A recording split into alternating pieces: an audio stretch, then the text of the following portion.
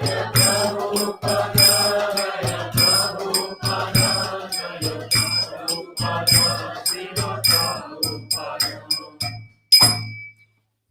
Vishvara Paramhamsa Paritrachakacharya Stottara Satasari Sri Madhapaya Saranaravinda Bhaktivedanta Swami Maharaj Prabhupada Ki Jai Anantapati Vaishnava Vrinda Ki Jai Grantaraj Srimad Bhagavad Gita as it is Ki Jai Gaura Premanande Hari Om Namo Bhagavate Vasudevaya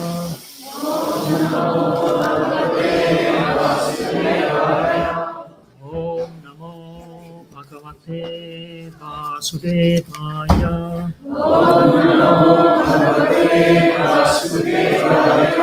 Om Namo Bhagavate Vasudevaya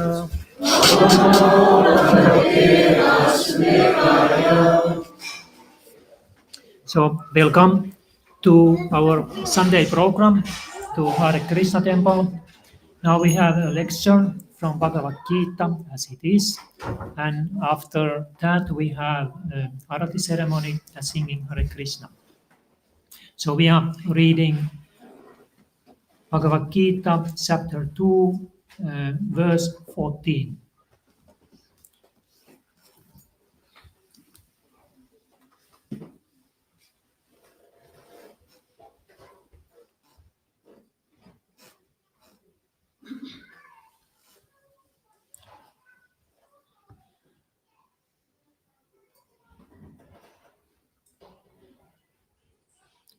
Okay, Bhagavad Gita, chapter 2 and 14.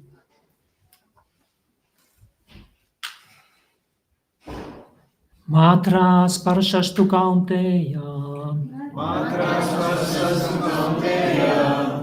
Matra sparsastu kaunteya. Shitosna sukhadukada. Shitosna sukhadukada. Agama padino nityas. Agama padino nityas. Tam stitiksasva bharatam. Matra sparshastu kaunteya. Shitosna sukhadukada. Agama padino nityas. Tam stitiksasva bharatam. The next person, please. Matra sparsastu kaunteya. Matra sparsastu kaunteya. Sitosna sukhadukada. Shitosna sukhadukada. Agama payino nityas. Agama payino nityas. Samstitikshasva bharata. Samstitikshasva bharata. Matra sparsastu kaunteya. Matra sparsastu kaunteya. Sitosna sukhadukada. Shitosna sukhadukada. Agama payino nityas. Agama payino nityas. Tam stitiksasva bharata. Tam stitiksasva bharata. Ladies. Matra sparsastu kaunteya. Matra sparsastu kaunteya. Shitosna sukhadukada. Payino nityas. Tam stitiksasva bharata. Translation and purport by His Divine Grace A.C. Bhaktivedanta Swami Maharaj Prabhupada. O son of Kunti, the non-permanent appearance of happiness and distress and their disappearance in due course are like the appearance and disappearance of winter and summer seasons. They arise from sense perception, O sign of Bharata, and one must learn to tolerate them without being disturbed. In the proper discharge of duty, one has to learn to tolerate non-permanent appearances and disappearance happiness and distress. According to Vedic instruction, one has to take his bath, early in the morning, even during the month mark, January, February. It is very cold at that time, but in spite of that, a man who abides by the religious principles does not hesitate to take his bath. Similarly, a woman does not hesitate to cook in the kitchen in the months of May and June, the hottest part of the summer season. One has to execute his duty in spite of climatic inconveniences. Similarly, to fight is the religious principle of the Kshatriyas, and although one has to fight with some friend or relative, one should not deviate from his prescribed duty. One has to follow the prescribed rules and regulations of religious principles in order to rise up to the platform of knowledge. Because by knowledge and devotion only can one liberate himself from the clutches of Maya, illusion. The two different names of address given to Arjuna are also significant. To address him as Kaunteya signifies his great blood relations from his mother's side, and to address him as Bharata signifies his greatness from his father's side. From both sides he is supposed to have a great heritage. A great heritage brings responsibility in the matter of proper discharge of duties, therefore he cannot avoid fighting.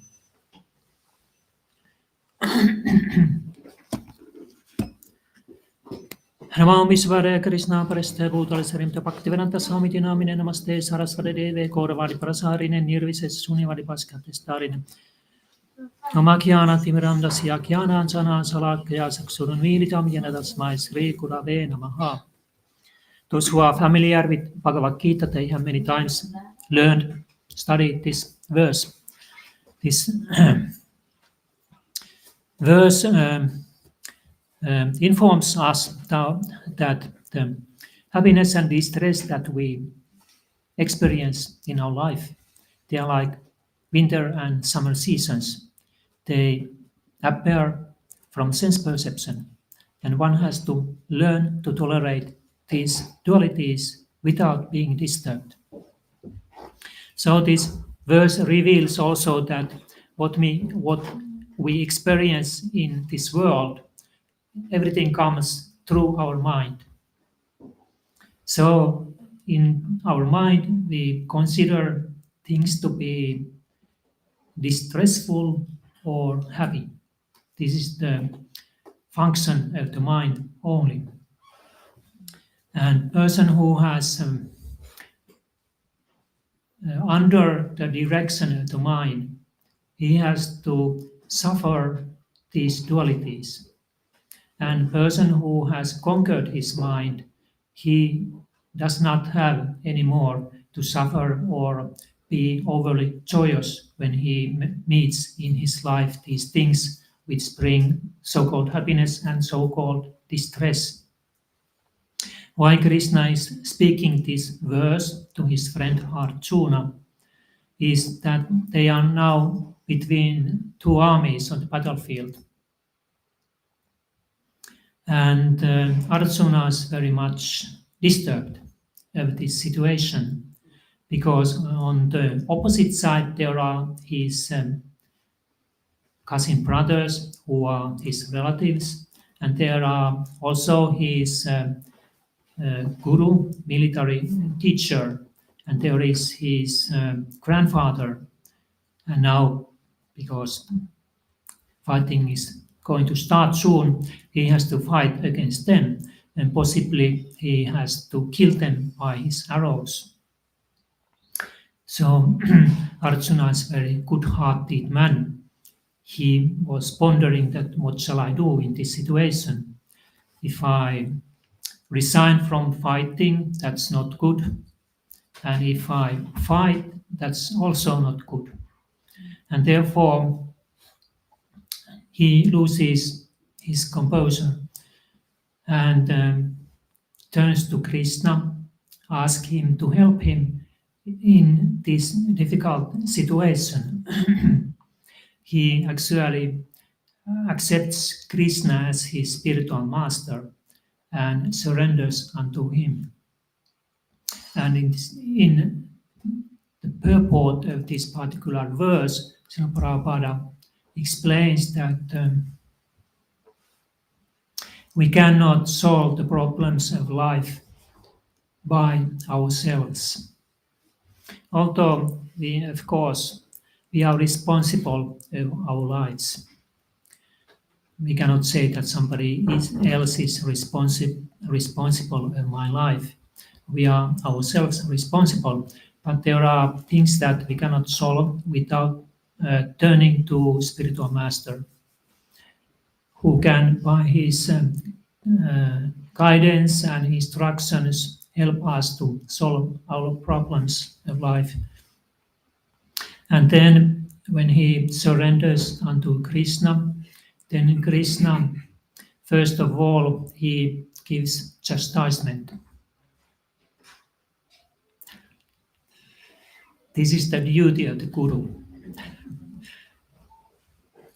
So if you get a Guru to yourself, don't expect that he's saying that, yes, you are a very good boy or girl.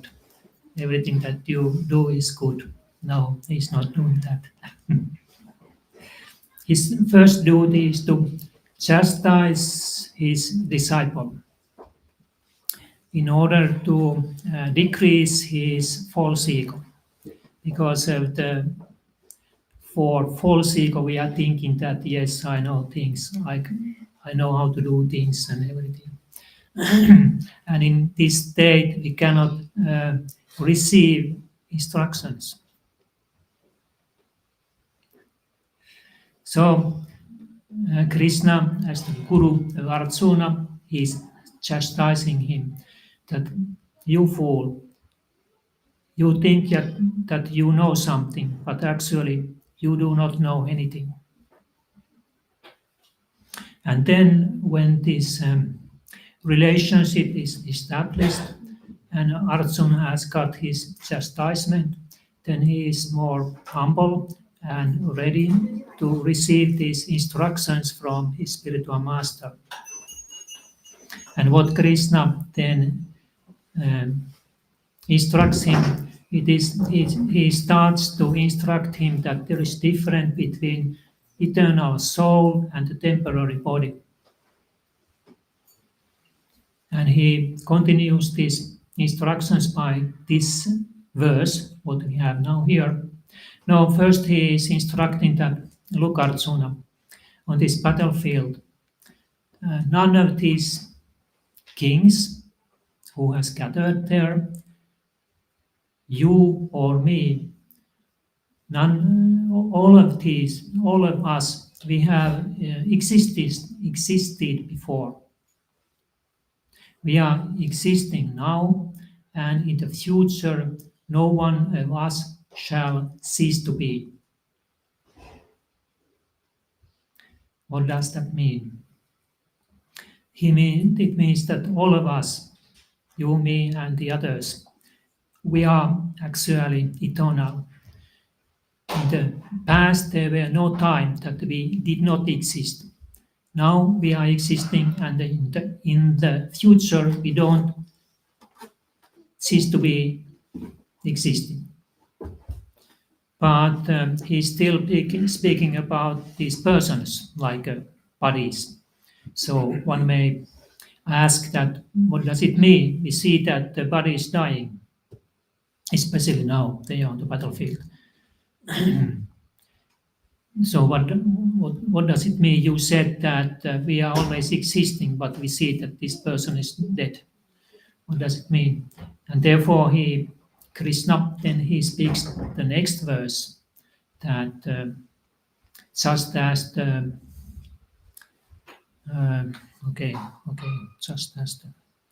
as the embodied soul continuously passes in this body from boyhood to youth to old age, the soul similarly passes into another body at death. So we see from old pictures that we have been very small, long ago. I have been very small about 68 years ago. So the body is not the same. Now different. So everybody can see that, understand that this body is changing all the time. But the soul in the body is the same. So we have the same consciousness, and this consciousness that I am this person. And then he says that when we give up this body, which is temporary, then the soul, which is eternal, he accepts another body. So he continues his existence. What is the meaning of eternity? I was asking this morning yesterday morning from lecturer. How do you define the word eternity? Because this is a very important thing to understand when we try to understand the nature of the soul. So he explained in many ways with examples also, but he said that eternal is something that does not have beginning, no end. So it means that it has always existed. And if something has beginning, you must know it will have end also. And if something has end, there will be beginning. So question is there in our world of experience any eternal things? Well, we know from physics, we know that in this universe, the energy is eternal and matter is eternal. But these things, they just change, like matter, it changes a little bit from one kind of existence to another, but it remains always. And energy also, it doesn't disappear. And there are many kinds of theories about this when this whole cosmic manifestation, it shrinks to a very small, like a very small point. There is no time, there is no space, it's only this point, and all the energy is there, or all the mass or matter is there. They are still existing, then it again explodes. So we may accept this to some extent, but we have our own theory about, we know from Puranic literature how it is explained that there is a huge body, Mahavishnu, laying in the ocean, a causal ocean, and from his pores comes universes. When he exhales, universes are coming from his pores, and when he exhales, when he inhales, they go inside his body. So the existence of this universe lasts only one breath, Mahavishnu.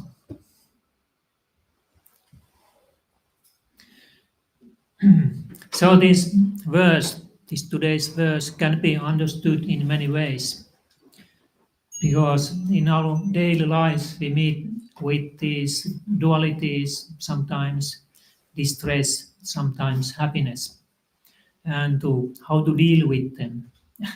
It's a conscious thing. Usually, if we don't have any education about these things, then we just accept what is coming, and they have their effects in our life. Like in distress, we are wailing something which is not worthy to wail. And in happiness, we are overly joyous. Although we should not be, because this soon it ends. But if we are more advanced in spiritual science, we are more equipoised. Whatever comes, we take it similarly, in the same way. And in this way, these changes into life, they don't disturb us so much. And this happens also in our spiritual practice. Sometimes we have setbacks. Sometimes we have victories, especially when we are trying to learn how to control the mind. If you start to do meditation, you very soon realize what is mind and how is different from you. It's like independent entity. In the Bhagavad Gita, Krishna is explaining that person who has not conquered his mind, the mind becomes his worst enemy.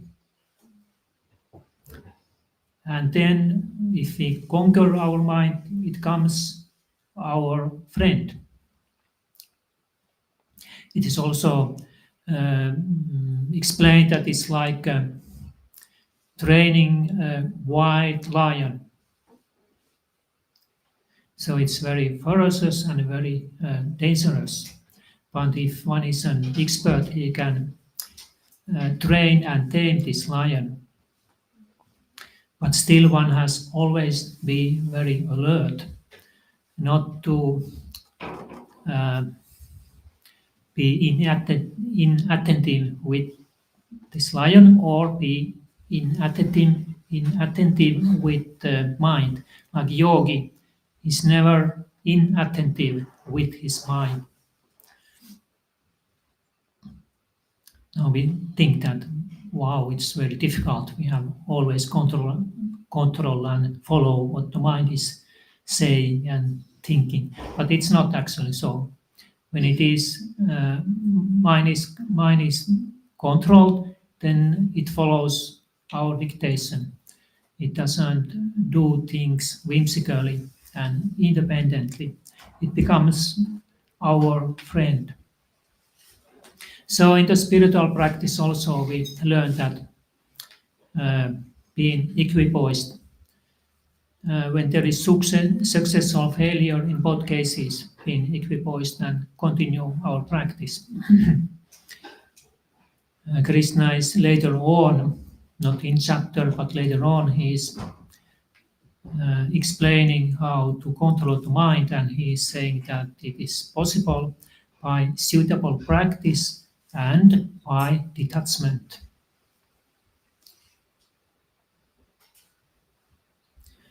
So the many spiritual practices, they have learned this, that the mind is a very central point in our world of experience. Whatever happens outside in the world, it comes to the mind through the senses, and then the mind processes it and gives some impact to our consciousness. And it depends our consciousness, our mind now, that what it gives us, what kind of impression it gives us. And if we can control our mind, then we can also come to the level of intelligence. So the mind does not control our intelligence. And when we are on the level of intelligence, it is said here in Bhagavad Gita that one is on the level of super soul.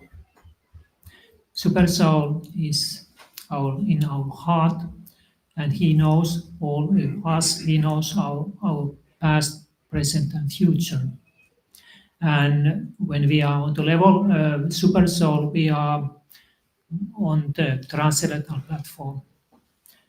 It means that we are not anymore on the mundane platform where we have to suffer and feel joy for mundane temporary things.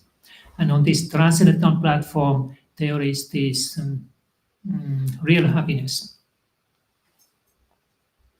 I think everybody, all living beings, they are searching for happiness.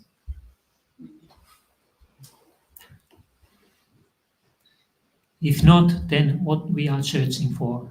Distress. So this Prabhupada gives example that if I have in my hand something eatable, then dog comes to me and wagging his tail. But if I show him a stick, he goes away. So even the animals, they understand they are seeking for happiness and they try to avoid distress and suffering. So we humans, we should be more intelligent and understand also in our life how to find happiness, how to avoid distress. But if you do not know this, then we go straight. We are running to the distress.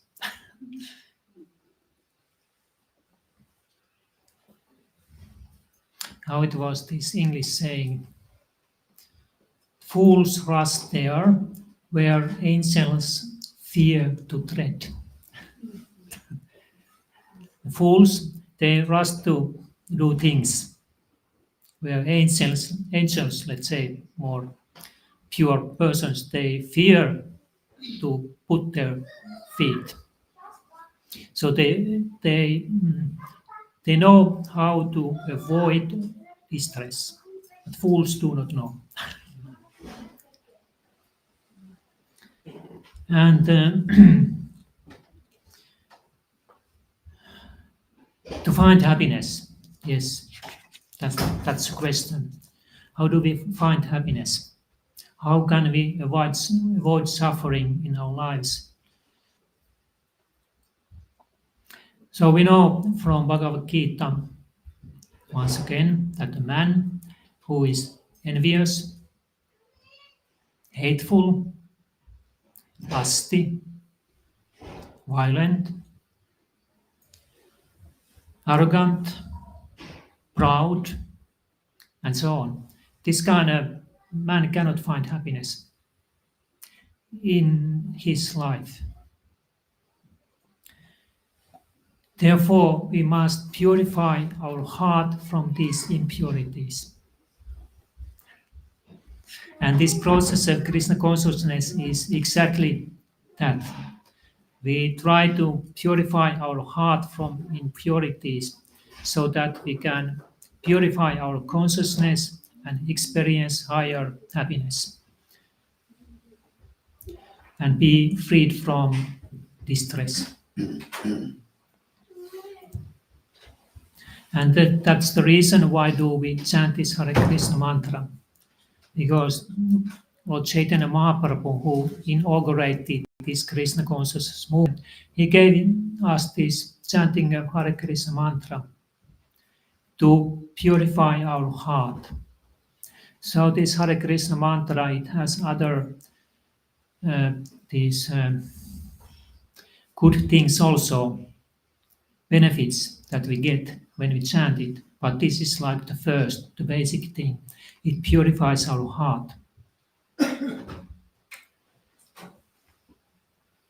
And this happiness, real happiness, can be found from pure heart.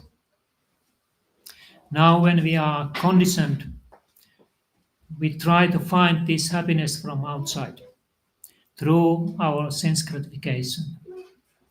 And we get something, but it's very meager and it's temporary. And when it is gone, then again we need more. We have to do it again. But if we purify our heart by chanting Hare Krishna mantra, we can find this real happiness from our own heart. Therefore, these great sages and yogis, they are, let's say, self-sufficient of happiness.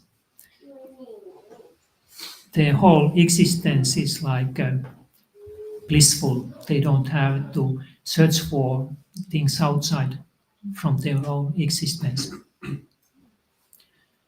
And pure heart, there is also super soul is more visible for a yogi when he meditates. When he meditates on this Hare Krishna mantra and purify our heart, then we can get the darshan of the super soul in our heart. So this is shortly this explanation of this verse. Let's see how much do we have time still. 10 minutes, okay. And now I told you why should we chant Hare Krishna mantra. It again, it purifies the heart.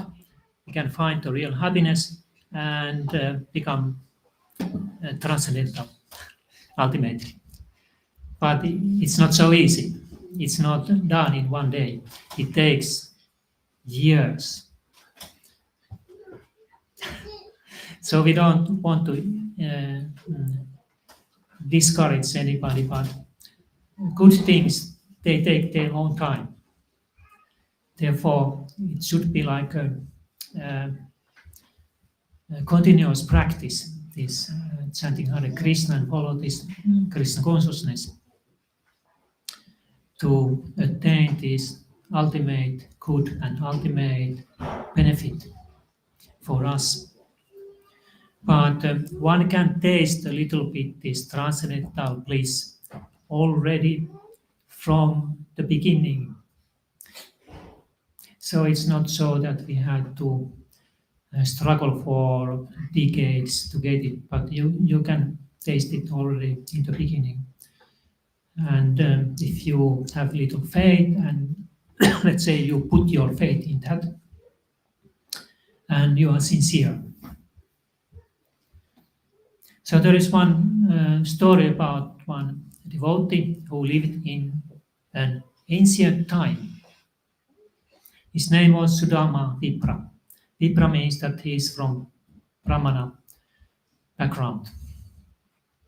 And Brahmanas, they are allowed to beg to maintain their lives. Now we have many beggars here and there, but they are not Brahmanas.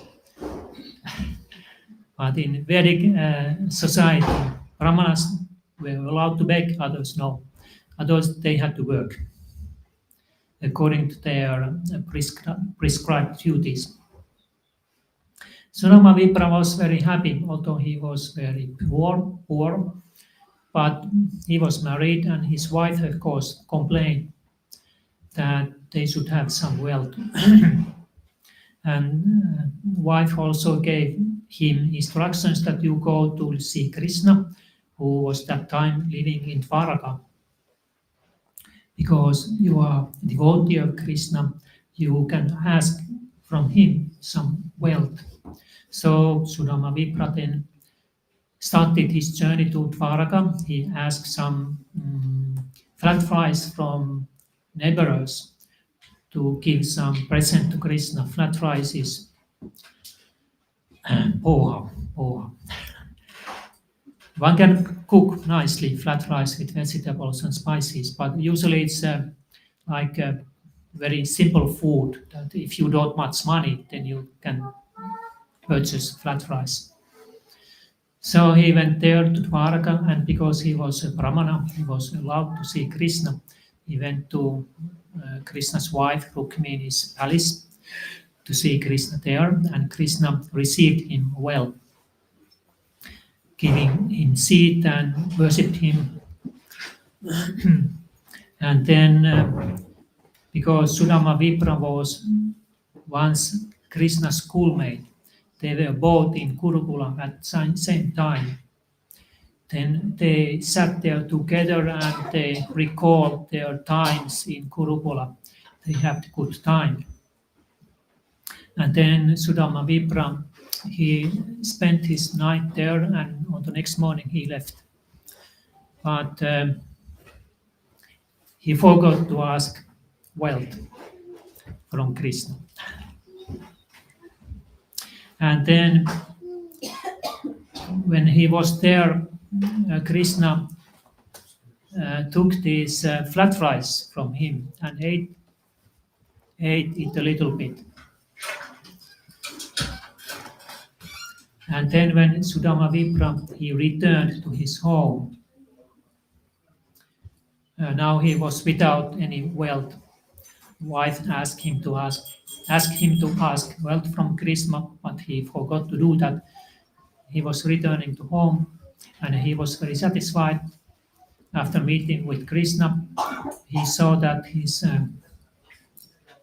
this very simple hut where he lived with his wife, it had turned into a palatial house, and there were nice gardens around this palatial house.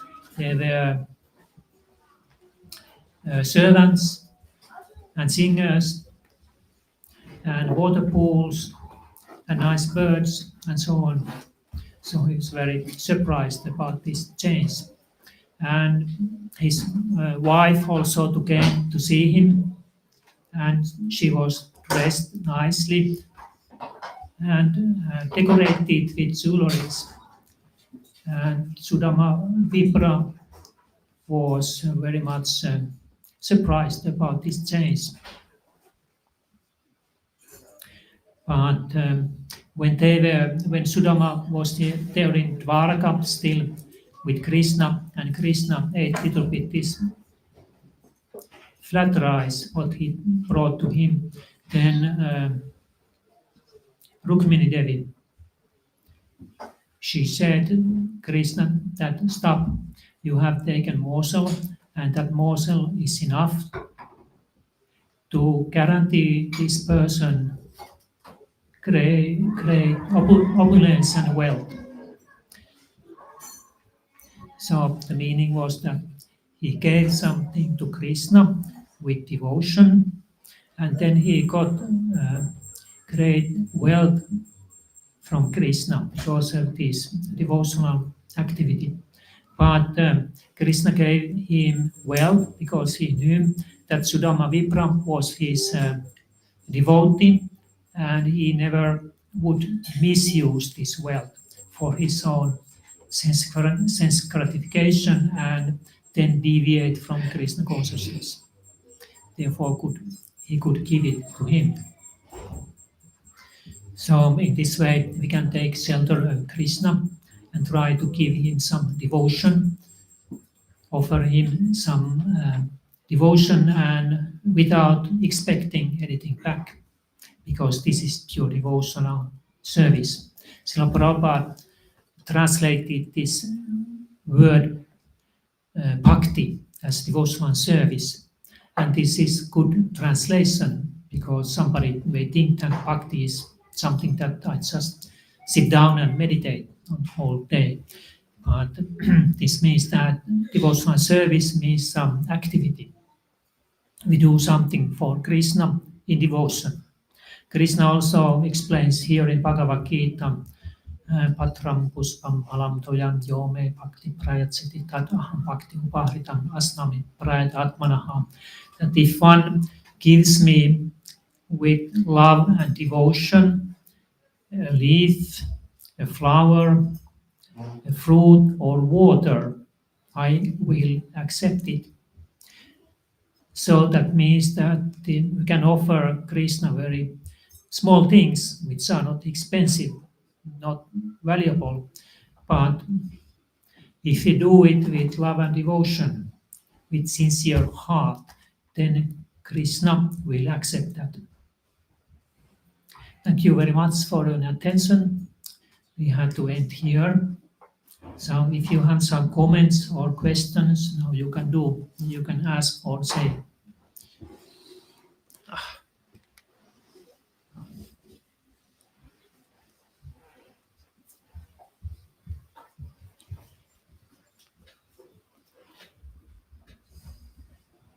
Yeah, thank you. Is there any room for doubt in devotion? Yes, doubts are not wrong. If you mean that we have some doubts about philosophy or practice or something. Yes. In general? Yes, in general, yes.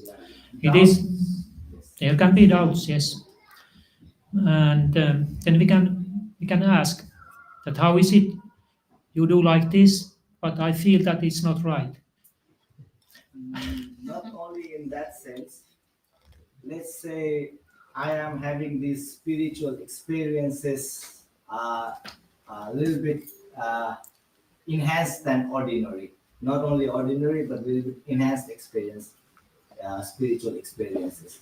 To actualize if those experiences are real or not, I need to start with a doubt and analyze it to come to a conclusion that whatever happening with me is reality and not just an illusion itself. Yeah, understand. So in that context, like devotion always seems to be state on doubt, because if I don't doubt the existence of something, if it is real or not, the context that I will be devoted to it someday never arises. No. Yes, yes, yes. We also have spiritual experiences. No, I was just making a question. I don't Yeah. mean I have it. I wouldn't want to want But spiritual experience. we have to check them, what they are. If you are on the level of mind, then it is most likely the activity is the mind, not the spiritual experience, not something on the transcendental level. It comes from the mind. But if we have passed the level of mind, we are on the level of intelligence and super soul, then they are real. We can check them that if these experiences, if they increase our devotion and faith to Krishna or whatever Istadeva you have, then they can be real. I think I got mine. So we need to check. So, Check, yes, yeah. check, yes. Thank you very much. Thank you. I have one question. Yeah, Sudama was Krishna's schoolmate. yeah, They were friends. yes. Why the relationship was in mood of respect when they met again? And they met, Sudama start worshipping Krishna. Krishna. He worshipped Sudama Oh, that way. I see. Okay. Now, okay. because this is the etiquette. Because Krishna was like a Kshatriya king, and Sudama was a Brahmana, and Brahmanas are like higher than Kshatriya kings. And therefore, when Sudama came, Krishna immediately offered him a seat and worshipped him. He followed this etiquette, but they were friends. And after that, they sit together and spoke about their life in the Gurukula. They were friends, but like more distant than Arjuna. But they were some following traditions, but that was part of Yeah, that's good comparison. Good comparison to Arjuna. In the case of Arjuna, Krishna and Arjuna, they were both like the same caste. They were Kshatriyas. And in that sense, they were more close friends. And Sudama was different caste, and they were, although they were friends, they were little different. There was something between them. This was the caste system. their families were like some. Their families were both families were. Yeah, they are relatives. Yeah, Krishna and Arjuna, they have relative ties. Yeah, that's true. That's very in Vedic culture. That was very strong tie. If somebody was a relative, there was a very strong friendship between them. I have one. Mm. No, when we talk about the kind of caste, so it's like a clans. I mean, it's defined as like based on the work, like different clans. Mm. There are like the gold workers who mainly work on the gold. Yeah. In today, Mm. I mean the caste is I think not Indian word. Mm. It's brought from I think Portugal and put in the Indian context. Yeah, might be that you are right, but I don't know the history so well about Yeah, this. actually, I mean the actual word should be clans, not the caste. Yeah, clan, yeah. Jati, I mean in Mm. Hindi it's called jati. Jati, yes, Yes, so that I know. it's Yeah, all translate to words. I mean Kshatriya. yeah, It's Kshatriya is not jati. It's varna. Means it's quality. quality. The Yeah, core quality we talk about yeah, Brahmana means the teachers. Yeah. Kshatriya the protectors. yeah. then there comes the Vaisya, the businessman, Yeah. all the, Yeah. and the Sudra, means the service.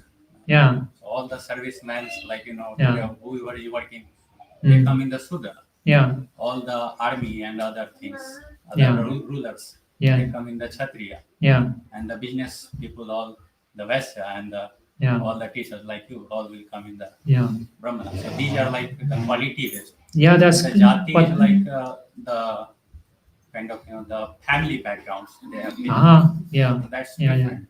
But Yeah. kind of, Yeah. because I think when the English came, they messed up all the Yeah. In Bhagavad Gita, it explains also these qualities. It is explained the qualities of these Kshatriyas, Brahmanas, Vaishyas, Yeah, and Sudras. also because the Brahmana can't have wealth, that's why they were Yes, beggars. that's why. Yes. Because Mm. they have the kind of highest authority in the society, Yeah. so they should not have the wealth. Yes. That's why it's, They keep themselves poor yeah, I mean it's kind of defined that you can't have the wealth. because the idea is that if they have wealth, it may pollute their Yeah, so consciousness. that's why. They have to be very humble also. And also, I think they've chosen the path of knowledge and like pujas and everything. So they've Yeah. chosen the path of eternity and spirituality. Yeah. So they should already rid themselves of possession if they want to continue in that. Yes, yes, Like, good. even drop to Kshatriyas Yeah. and possessive fighting for possession. Yeah, here is an example in Mahabharata. This Drona, he was a Brahmana, but he was a military teacher of Kauravas. And it is explained that because of this, he polluted his consciousness. Yeah. And then he was actually killed in this Kurukshetra war. Actually, because of that, he owes Dhritarashtra. Because I mean, he didn't have wealth, but he went to his own friend that time. Yeah. I think what his name was. Panchal Yeah, Panchal Naresh, it's Drupad.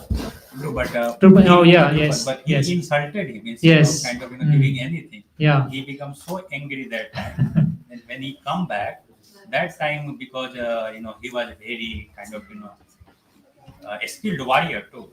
Yeah. So Dhritarashtra see that okay, he can be very helpful to him. Yeah. So he have given him the wealth and other things. Yeah. So that's why he owe him. Yeah. That's why even in the when the Draupadi was kind of disrobed Yeah. that time, he didn't speak because Yeah, he was silent. he owe him and if Yeah. you owe someone, you are like a slave to him. Yeah. So he kind of regretted that he owe him. I mean that time he taken anything from Yeah.